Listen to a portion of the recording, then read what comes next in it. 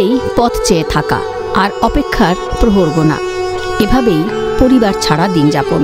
একসময় যাদের হাত ধরে চলতে শেখা, খেতে শেখা, জীবনের ভালো মন্দ বোঝা, আজ সেই মানুষগুলোই পরিবারের কাছে বোঝা।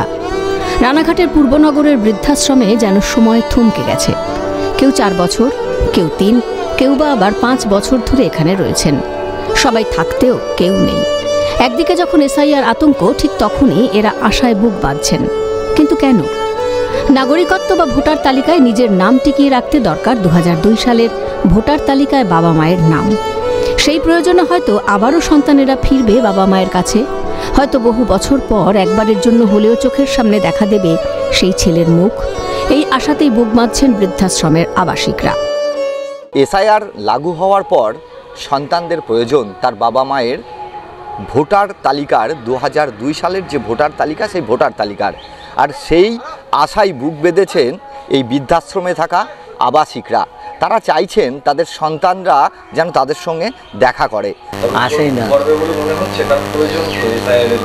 হ্যাঁ সে তো প্রয়োজন, কিন্তু ছেলের সঙ্গে কথা বলতে হবে। যদি যোগাযোগ করে তাহলে আপনি যাবেন? হ্যাঁ, তারা এর আগেও রেখে গেছে, অনেক দিন হয়েছে, তারা খোঁজ খবর নেয় না।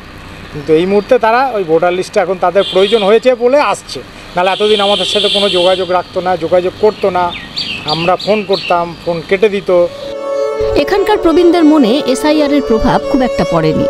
এই আশ্রম যেন সমাজের মূল স্রোত থেকে বিচ্ছিন্ন এক জগৎ, যেখানে আবেগ, একাকিত্ব, স্মৃতি আর অপেক্ষা একাকার।